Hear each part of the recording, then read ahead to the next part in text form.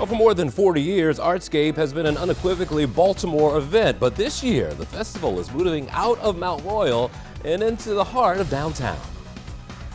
This way, it's in a condensed area where everybody can experience every part of Artscape. While the festival's date and location may be changing, the commitment to the arts hasn't wavered at all. This morning, Mayor Brandon Scott walks us through the new Artscape footprint. And hi everyone, I'm Jason Newton. Welcome to 11 TV Hill. Artscape is one of Baltimore's time-honored traditions. Usually, we gather on the hottest day of the year to see dazzling installations, hear world-renowned artists, and celebrate the city's art scene. This year, the timeline has moved up a bit to Memorial Day weekend. Another change, the location. Baltimore is activating the area around City Hall for the festival, and that includes under the JFX, where the Farmers Market takes place. Recently, we had Mayor Brandon Scott show us around. Mr. Mayor, good to see you. Good to see you, brother. Good to see you. So your staff comes to you and says, listen, we're going to move Artscape from Mount Vernon to under the 83, and your first response was? My first response was, are you sure? Yeah. Because we know Artscape has been in Mount Vernon for a long time. Yeah. Those of us who have been in Baltimore, we know that it wasn't always there, but we know it had been an institution there. But when they presented to me and talked about the opportunity to help downtown, but also to help transform this space, but also the difficulty, as you know, Artscape over the years, whether it was the weather, all the other events that you have to think about when you're thinking about having UB, the Lyric, the BSO there, it was actually the right move to do. But I think it's a good thing when you look at what has happened here, having over 28 muralists help us to re-beautify this space. Some who were involved in the 2012 mural space, but I think it's a great thing. It's funny you mentioned the weather because we got the cover now. Yes. And so, but as we see cars, people have to know that this area will change because we're used to it with the farmers market, similar to that. It'll be similar to farmers market. You'll have all the folks here selling their goods. You'll have all the food, art, obviously, and it'll be open space, but it'll be beautified. You'll have murals, not just on the columns, but on the side wall of 83. It's really about helping us reimagine and also giving us that protection from the weather, because while we're moving into Memorial Day to not have the extreme heat and hopefully not the extreme storms that we have had, in the event that there is some, this provides some cover. And it's also a footprint that's going to be more ADA compliant with the improvements that are happening as a part of Downtown Rise, which is separate from Artscape. We just happen to benefit from that. When you think about having over here at the Mercy parking lot, having a separate stage for local performers, the large stage will be at City Hall for those performers. But then you get into the good stuff, right?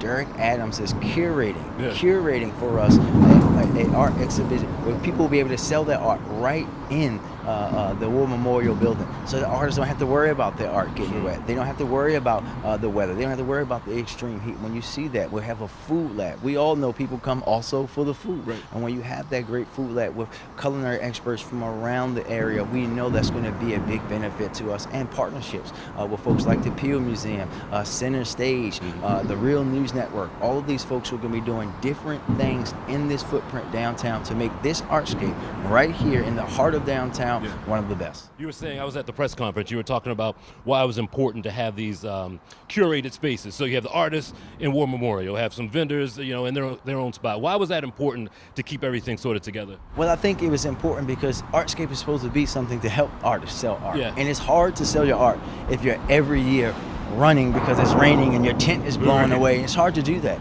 But also when you think about people selling art, curated art, and there'll be lower price art and some upper price art. We want those artists to be able to be in the space where they can do that in the right way, and having it inside in War Memorial in a controlled space curated by one of Baltimore's best artists in Derek Adams. We thought that was a great way to do it and show that this is really about the art and the artist, and to have the same thing with food, because being a culinary artist as well, right? You want to have them have those spaces, and this is what this is about. We know people are still resistant to changing, but everyone loves the farmers market. You know that this space can hold a great event. Come to Artscape Memorial Day weekend here, check it out, and we'll see how it looks, so you can see that this is really changing. And it'll even be light installations that you'll see to help out with public safety that'll benefit after Artscape is gone. Some of those people, you're some of the naysayers, I guess, who are, I guess, looking at this location compared to others. And your response was, listen, I want to activate this part of downtown because we did well in the Mount Vernon area. Talk to me about what you saw grow in Mount Vernon and then how you want to see it transform here, because this area could use a little help. You're talking about, those who remember know that Mount Vernon wasn't Mount Vernon before Artscape went there, right? And you're talking about what grew from that. You're talking about a community that grew from that. You're talking about businesses that grew from that, and really a culture around the neighborhood and really around Artscape. Yeah. We know now that downtown, not just here in Baltimore, but around the country, need that boost, and bringing it here into the heart of downtown that already has the farmers market and all the other things we're doing. It'll bring people here. It'll help this part of the city and part of downtown as we go through downtown rising, trying to imagine a new downtown for Baltimore and a new existing world. Let's walk down. You have an artist down here. Let's just walk down here, because you were saying, as you look at all these pillars, they're all different. I mean, there are a couple down there have been around for a while, but like the one that's being worked on now, these are all local artists who are kind of pouring into this.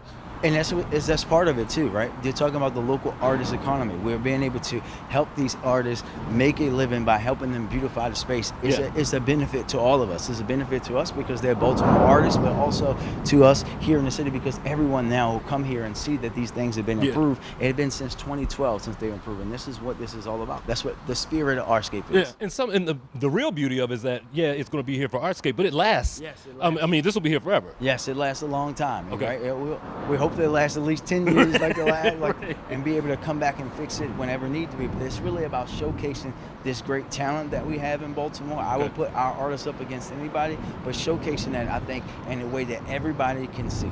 Do you see, and this last one for you, do you see an evolution in Baltimore? A little later in the show, we're going to talk to someone about people moving into the city, and also to some businesses through the Boost program and other things, making the city their home. Are we seeing some type of revival, do you think? We are in the midst of a renaissance in Baltimore in many different ways. Yes, people are moving to the city. Obviously, businesses, especially women-owned and small black-owned businesses. We know that even big companies, right? When you think about CFG Bank moved from Baltimore County into Baltimore City, right? T. Rowe Price has a new headquarters here. Under Armour has a new headquarters here. We can see that coming, and that's what we're talking about. We're talking about capitalizing on the moment that we have, and when we talk about our festivals, we know that's something that people look forward in Baltimore, and this is what we're trying to do, grow Artscape in a different way. All right. Yes, sir. Thank you, man. Good. Appreciate it. And a thank you to the mayor there. It's not just the murals along the JFX that'll be permanent keepsakes from Artscape. Ranjiba Creative is building Artscape's infrastructure. The South Baltimore studio is cranking out light fixtures, lampshades, tables, chairs, and benches. And some will be placed under the highway. Others will be found in different spots downtown. All made from sustainable materials that we were able to make relationships with Second Chance, as well as Camp Small, which has been gracious enough to give us some really great materials. So to be able to be a part of it at this level and be able to incorporate the work that we do here is really, really, I feel great about it. Although Ranjiba Creative's team participated in Artscape before, it was never at this scale or level.